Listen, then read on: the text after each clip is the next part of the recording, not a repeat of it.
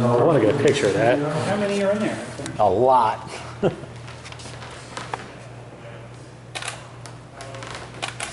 Why is this not flashing? It's a pain in the neck. It does have a flash.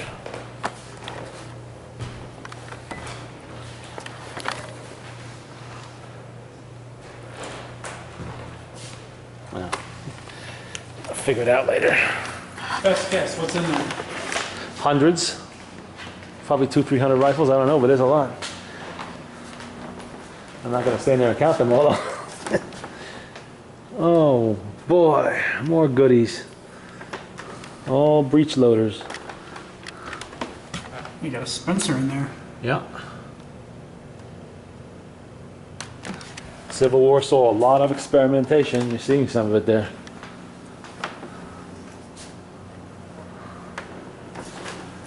Contract carbines. Ah.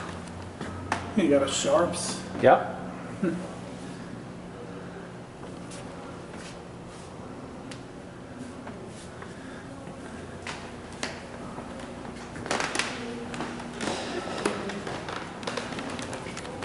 Ah, edged weapons.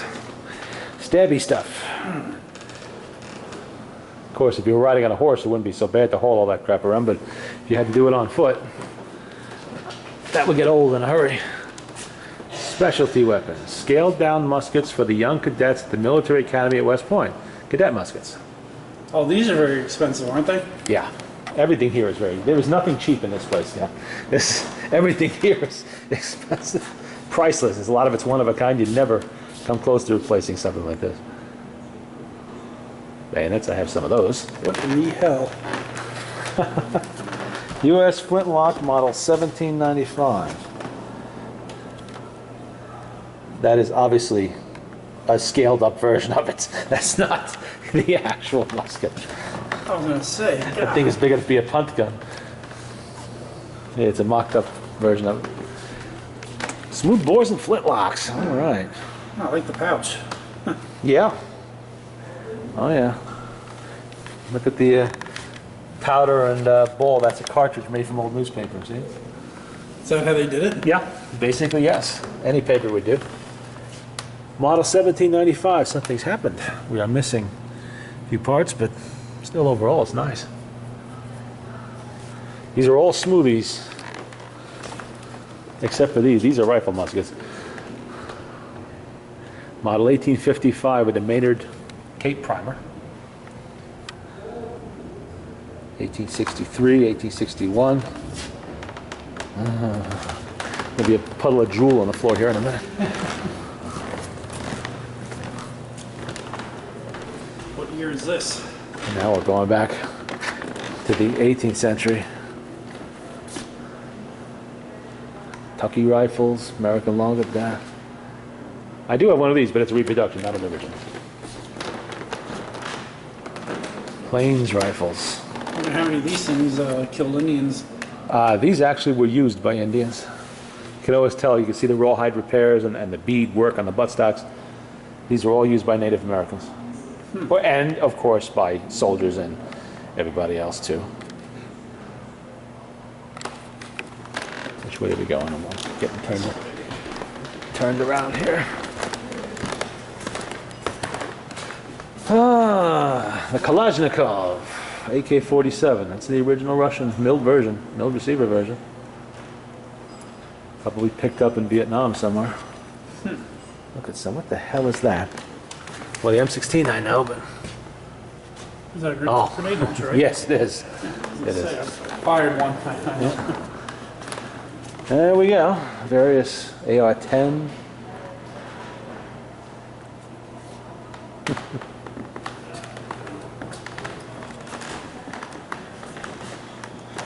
The M14. Well, that's a Type 44, but look at that. Type 33. Following World War II, Clark Arms Company, Boston, attempt to enter the lightweight rifle company. Oh, okay, that's a prototype. That was not adopted.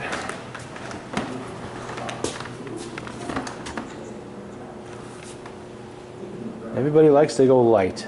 I would think heavier would be, not heavier, but 9 to 10 pounds per weapon is just about right, considering when you run out of ammo, what do? Your weapon becomes your weapon. You know, you're slamming someone's teeth out with a damn thing. Wow. Big fat bullets, that's for sure. Anti-person, anti-tank. Yeah, oh yeah, anti-everything, you know. Will just destroy you. Pistols. 1842 percussion Navy pistol. So that's what that's a model of. Oh, I have a version of that made somewhere I don't know where. I'm trying to figure out what they were trying to copy. Now I see it. There it is. Oh man, I can go crazy in that little case. This is a little bit. 1911 A1. That's Mike's pistol. Oh, you see the Liberator? That's a nice, clean, shiny one. You know what those were made for, right? They were put together with a couple of little cartridges. They're really cheap. It was made by a toy manufacturer. They were dropped into occupied France.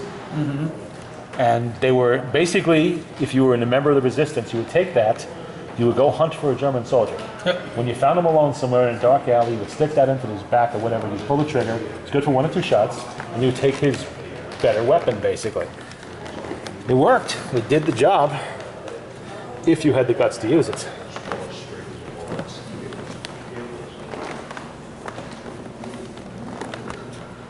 What's missing here? The Phillips is missing. Oh man. Triangular cartridge. Revolutionary changes in the ignition and loading systems of military firearms have increased the ease of firing, increased the number of rounds fired. Let's see, I have a 3rd model Dragoon. I have the 1851 Navy, the Remington new model, the Rogers and Spencer, I have that. There's a Colt. 1873 Colt, I have that. Of course, oh, and the Star, I have that. Only difference is that these are real and mine are reproduction. Well, mine are real too, but they're reproduction. These are actual production models.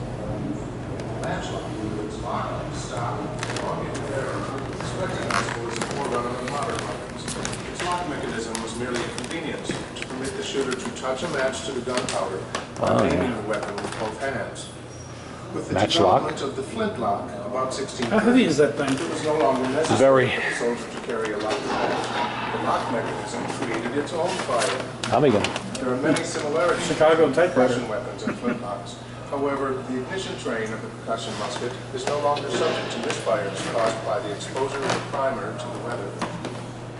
A percussion cap, invented in the early 1820s, contains the primer of pressure-sensitive fulminated mercury and is placed on the nipple. The original wheel When lock. the trigger is pulled, the cap is struck by the hammer detonating the primer. The explosion is directed through an opening in the nipple to the barrel where the main charge is detonated. The development of metallic cartridges in the mid-1800s increased loading of the maritime.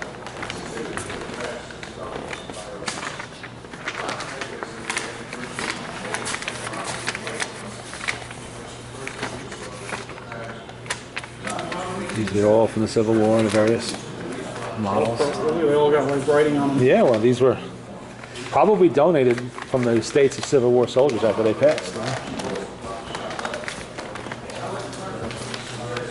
What the? Oh, look at that. What happened to the top? Nothing good. Oh my goodness. That thing's a mess. Century Washington Fallen 89 has this musket bayonet. Corked to by lightning to the gunpowder. Charged a touch to porcupine.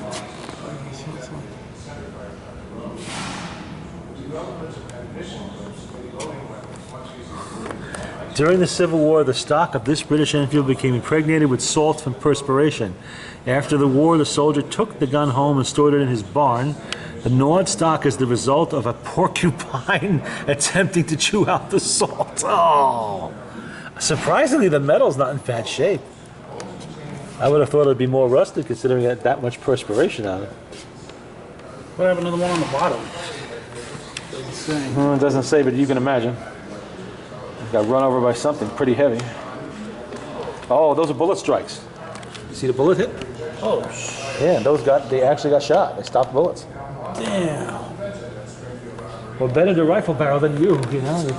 That's one thing you don't worry, you don't mind so much when you know.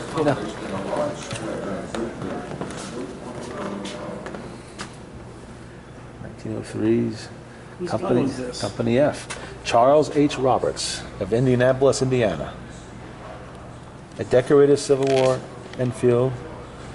Might be true. Huh.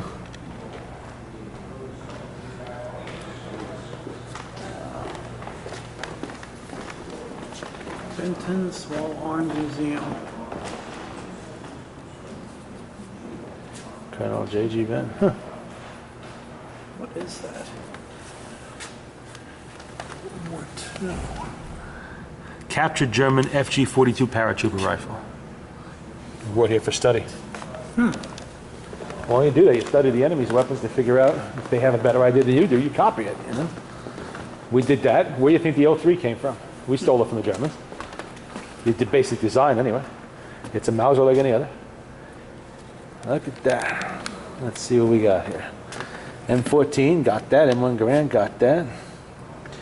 1922 M1, I don't have that one, obviously, but I do have plenty of the regular M1. And, of course, the Krag. Competition weapons. All Star Gauge, probably. Oh, boy. Harper's Ferry. Yep, that's the one the Confederates burned. And, of course, the site of John Brown's famous raid. The machinery was all trucked south, and they used it in Richmond. 1903. Now I know you got that bayonet. Yeah, oh, definitely. Positively. In fact, I have every bayonet shown there. They said mine are not highly chromed like that. I have the blued blades, or the Parks blades. 1995. Yep. How clean that thing is. So carefully kept for so many years. Imagine the amount of work and effort it took to preserve that polished metal in that condition before modern lubricants and preservatives like we have today. For so many centuries, 2 centuries almost. What's the one on the bottom? Japanese. No, that's a Krag. Huh. U.S. Krag Jorgensen.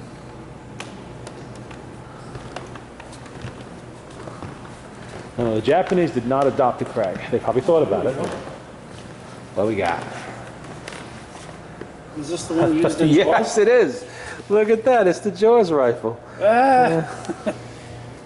Look at that. It was used as a prop in the classic movie Jaws. It celebrates the 40th anniversary.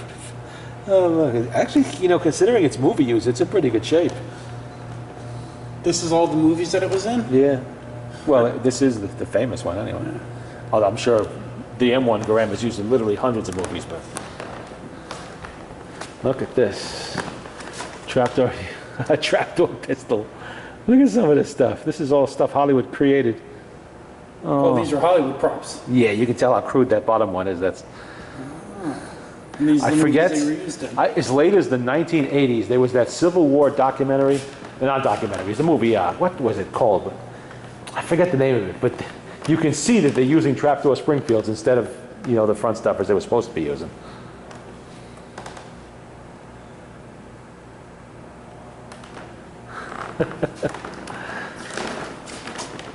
Top, Wind and the Lion.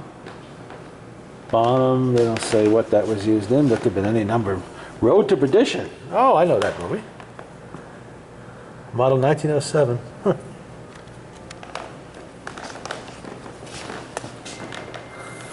Is this what Gary Cooper had in Yeah. the Foreign Legion? Yeah, look at that. It's definitely not what the Foreign Legion would have used, however. No? Of course not. That's a trapdoor Springfield. They wouldn't have used that. They used the trapdoor. I mean, you could buy a trapdoor in the 30s for a few dollars. I mean, they weren't that expensive. Oh, some Clint Eastwood movies here. A rubber Garand. And what do we got here? These are reproductions. These are the Walkers. Yeah, these are all Italian-made Walkers.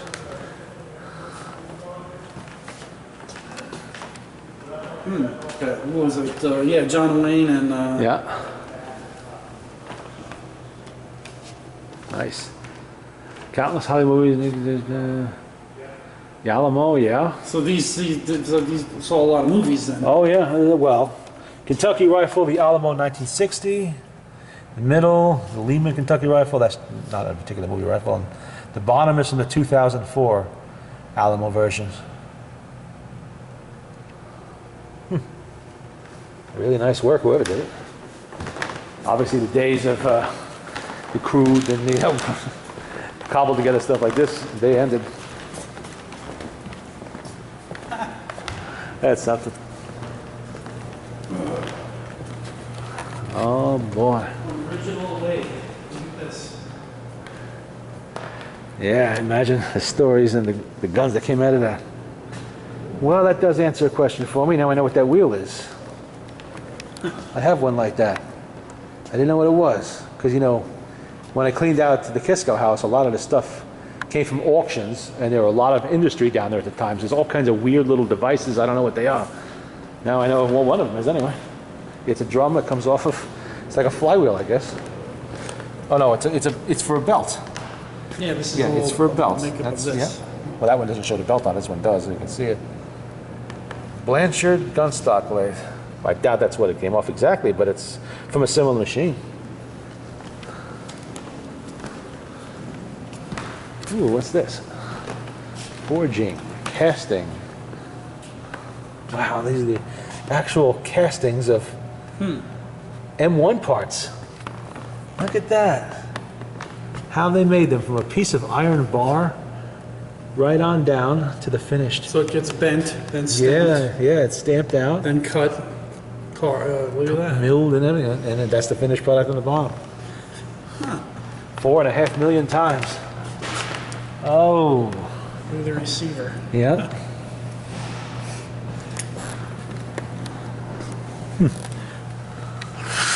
And look at that. How they made a pistol frame. Musket locks. Machine.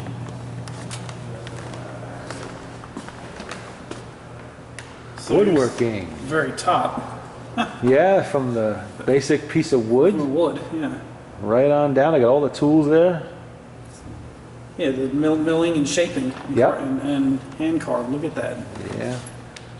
Look at the tools that they used. All by hand early on.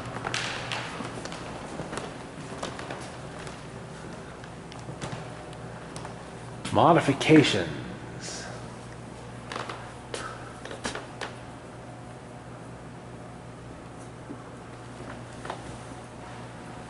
Wow. I'd love to have that display. And what do we got here? How do you read the chart? It's a ballistics chart. It shows basically bullet drop over distance. 500,000, 1,500, 2,000 yard trajectories, U.S. magazine rifle caliber 30. Model 1903. That's the Krag on the bottom. Oh no, these aren't the O3. What am I saying? That's the Krag and trapdoor. What's the box? That's what I'm trying to figure out. What is it? It says it right on it. Oak block seasoned. Penetration of, Oh, it's a... yeah, it's a penetration block. Yeah, that's how far the bullet would penetrate into the wood. Look at that. Look at the That's bottom. pretty far. Yikes. Yeah, that's so long. Now think of how many bodies that would pass through before it That stopped. is passing that hard-ass wood. Yeah, it's almost entirely through it. So if it's going through that hard-ass wood, what's it going to do to you? It's going to do bad things to you. That's what it's going to do. 3 people Experiment. behind you. Look at this. Wow, there's another one of those. That's got to be a line throwing gun. Man accuracy barrel. This barrel is as close to being perfectly accurate as it was possible to achieve. It is used to test performance of ammunition. Rounds are fired under conditions controlled temperature and pressure. Oh, okay. It's just for testing ammo. That's for testing pressure, obviously. What's this bottom thing? Pressure test. 22 caliber cartridge pressure test. That's when you find out how much the rifle can take. Because eventually it will explode. And then you know you've gone too far. You back off a little bit. Demand for skilled labor, regardless of religious or ethnic background, along with carriage. That's the big picture that they have on the way in, too. 2 world wars.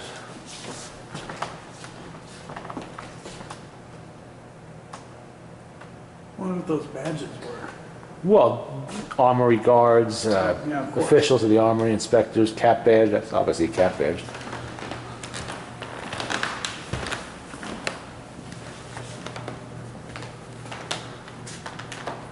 Making the peep sights. Oh, huh. Those are the tools used in making the M1's actual sight. Look at that. And it shows you step by step how they did it, all for just the sight, mind you. A 4.5 million rifle. Wow. Huh? Nothing in here. What do we got here? Precision and performance. Micrometer early style. Oh, these are all the tools to make sure that each part was truly interchangeable. Oh, we saw that in the movie. That little jig right there for the lock.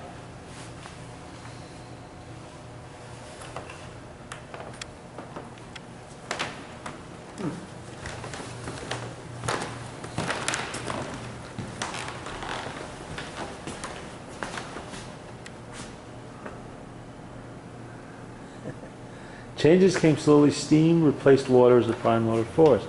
But in workshops, belts and shafting still drove the machines. Right to the 40s. Oh yeah, that could be in this very room. What is that? That's a little a model of a machine for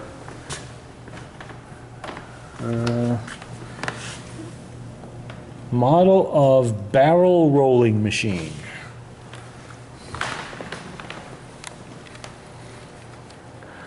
Oh, there's some of the, look at that. All the pulleys and stuff. Those pulleys are very surprisingly popular on eBay. Well, they use them for everything. Well, yeah, they were generally used in industry in particular. People like it for decoration. Don't ask me what they decorate with them, but maybe make clocks out of them or something. Transition to interchangeable parts rifles. Oh, man. U.S. 1816 Type 3, 1842 musket, and the 1855 percussion musket. Rifle musket, rather.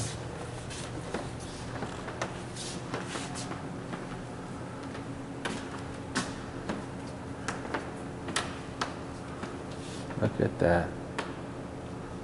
U.S. model 1795. That is the very first one, you know, the first rifle we produced wholly for our military in this country. Wow. Before that, you had small gun makers producing a little whatever they particularly wanted to copy, How many of basically. these things are floating around? Not that many in the original form. A lot of them were converted later on to various forms of percussion and stuff. But that looks like an original, as is. Wow. Because before that, we were buying arms from the French. We were having them, little gun shops turn them out wherever we can get them from. Spanish, you know, whatever we could find, or steal them from the British, for that matter, too. Pick up the hot coals with this. Yeah. Hand tools. Oh, look at the whole tool chest. Carpenter's tool chest. Typical assortment of tools that might be found in a late 19th century carpentry shop. Wow, those tools are in beautiful condition, too. The Armory's last years. Yeah. Thank you, McNamara. Firefighting equipment.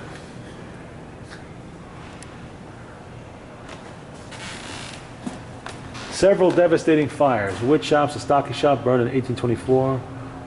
Yeah, I guess a shop full of sawdust and wood would be a definite. Hot coals. And Yeah, that would be a definite issue for fire.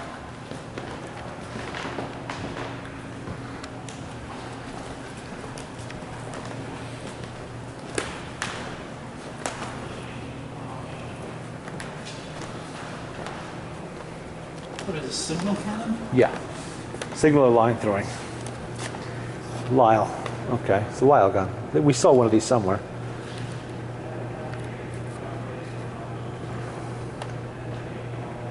As testament for the best way to Huh. Life-saving stations. Yeah. Love to have that in the collection. That'd be nice. Let's sit down over here for a second. I got to figure out this camera. Figure out why it's not flashing, because I want to take pictures of that big rack of rifles over there.